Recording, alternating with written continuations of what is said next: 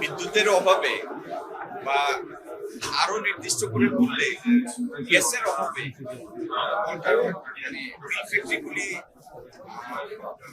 Suffer করছে। এটা তো আর বাস্তবতা, এটা তো আর এখানে দ্বিমত করার কিছু নেই, এটা সবাই জানি আমরা। এখন সেটা হলো এই জায়গা থেকে আমাদের উত্তরণটা কিভাবে। আমি আপনাদের একটা ছোট হিসাব দিয়ে দিই, আগেও আমি দিয়েছি, আবারও হিসাবটা দিই।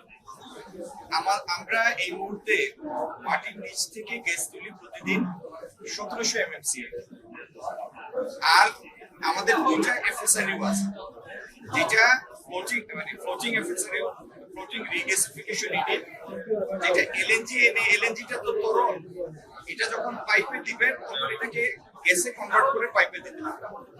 তো এরকম দুইটা ইউনিট আমাদের আছে, যেটার সর্বোচ্চ ক্ষমতা হচ্ছে 1100 MMCF। 1100 MMCF হলে 1100 করা যায় না, ধরেন 950 মতো এখান থেকে করা যায়। 1700 আর 900 ওটা থেকে 2600 MMCF আমরা পাই।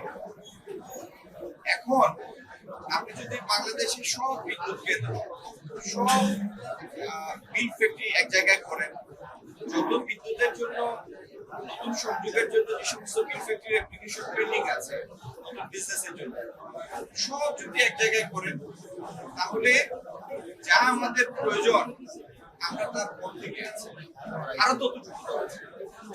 এখন কেউ বলতে পারেন তাহলে এলএনজি আনা বাড়িয়ে দেন। এটার সমাধান দুইটা।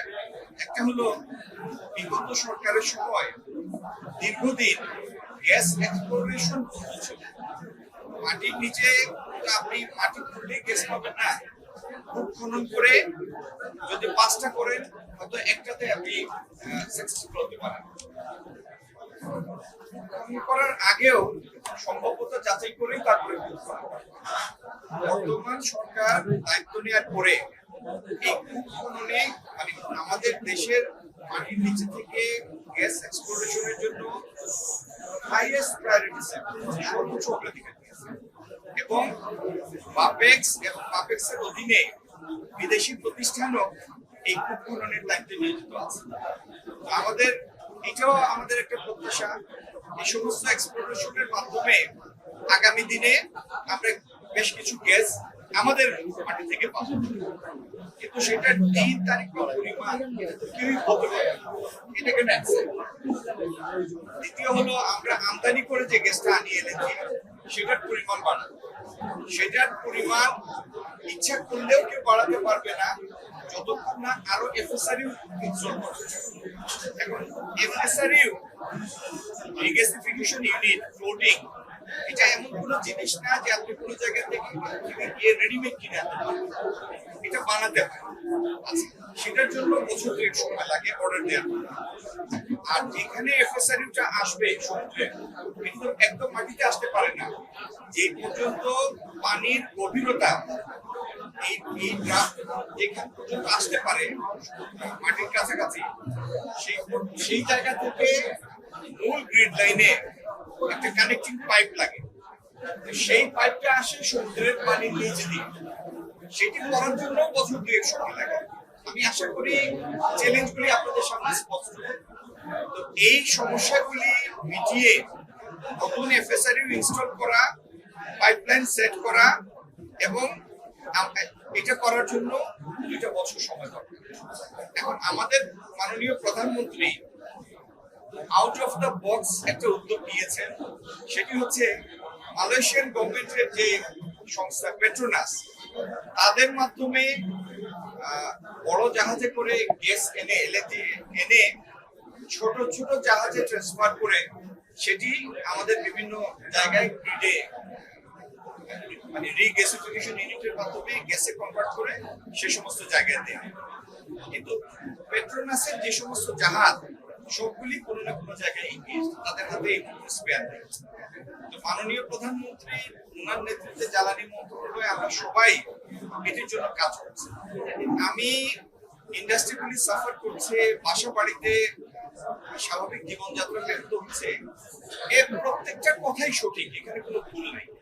কিন্তু যে পরিস্থিতিটা আমরা পেয়েছি সেটা উত্তরাধিকার সূত্রে পেয়েছি, এই জিনিসটা সবার বুঝতে হবে। আর সিজনালি রিকোয়ারমেন্টটা বাড়ে, যেমন এখন গরমের সময় এখন যে বিদ্যুতের চাহিদা, এটা যদি ডিসেম্বর মাস হতো তাহলে সাবস্টেন্সিয়ালি সেটা চাহিদাটা ডিপ্রেসড হতো, অনেক কমে যেত।